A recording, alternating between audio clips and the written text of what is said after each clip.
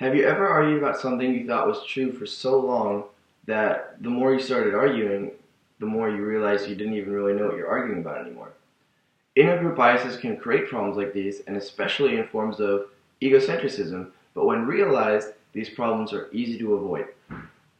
Hey guys, my name is Philip Schroeder, and I will be talking about the ideas and methods of reducing intergroup biases simply by knowing that they exist, by knowing that these categories are there, and by by being able to think twice, realizing that you might be making a mistake of some sort, and maybe being able to fix it. My so-called big idea is that decentering can humble a person, but better yet, create a passageway for better communication, um, better outcome of that conversation, and less frustration between both parties. Because once you understand the flaws that come with the ethnocentrism, it gives you a whole new perspective of the way you think. Three things I want to talk about today are: one, some of the examples of ethnocentrism and how they are involved in our everyday lives; two, communication prior to understanding this in my life; and then three, communication post learning about this in my life, and how understanding and engaging this subject will better my communication from here on out as well. The word egocentric means that we believe that our perceptions, beliefs, and methods are correct and superior towards others. This involves ideals, ideas, cultures, religion, practically everything we use in life. We are so evolved around the process that we are right that we kind of just leave everything out and we just kind of take everything against us. A few things I want to talk about are egocentric righteousness, egocentric infallibility, and egocentric oversimplification. And these are three things I want to incorporate over the next few minutes, and how I have used them in a negative way because I use them, and how now I'm able to realize that I might be using some of them and therefore cut them out of my communication. In a piece called No Cheering in the Press Box, a study of intergroup bias in sports writers, written by a Missouri grad student, Scott Reinerty, he mentions that oftentimes sports writers will only write about what they believe is worth writing about, and especially when it comes to winning teams. But this often turns into a problem when those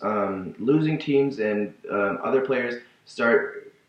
interfering with their relation of that sports writer, because that sports writer is only focusing on what he thinks is right.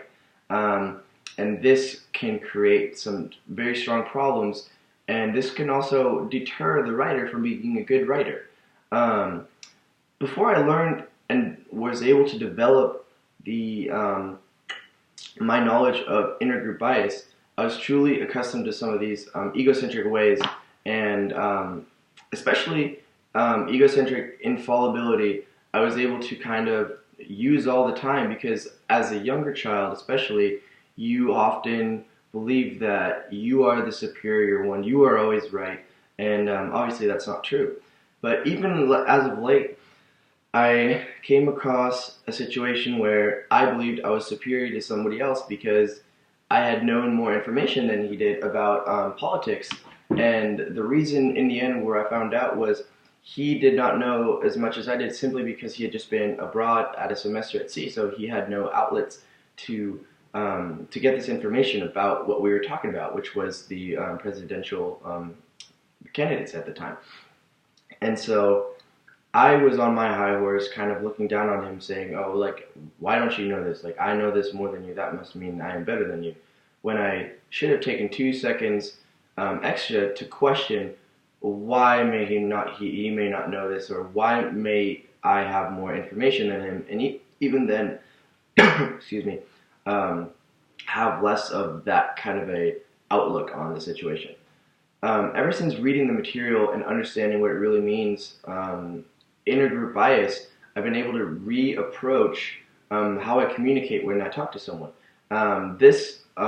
term decentering is a huge part of my day now, in the sense when I think about these arguments, because I'm able to, as the book explains to us, use the questions of what must this person think in order to behave this way, or how is this person raised and by whom, and that gave me a better understanding of how me and my friend who is Mormon, how we don't see eye to eye when it comes to religion. But because I have been using this whole whatever I say is right kind of aspect, of course it doesn't give me a channel to experience his side of the story, because I'm already thinking, okay, whatever I say is right and whatever he says is wrong, because I have my mindset. So being able to think about that and being able to realize that I have that mindset and that I can change it definitely has been able to help me and my friend talk better or have better conversations about religion as a whole. Um, Over the last few minutes, I was able to cover my understanding of what I learned from reducing intergroup biases and how easy it is. The more you think, it just if you think about it, I think it'll allow you to have better communication between you and a partner, an individual, anybody really, because you are being more open-minded about the conversation and you are being more structured and civilized in that aspect, that you aren't holding yourself to being this high horse, and that you're able to open up more and accept what other people have to say as well. And the more you think about these rules, the more you understand and learn about yourself and about others. And I think that's definitely the best thing about this whole process. So yeah, thank you.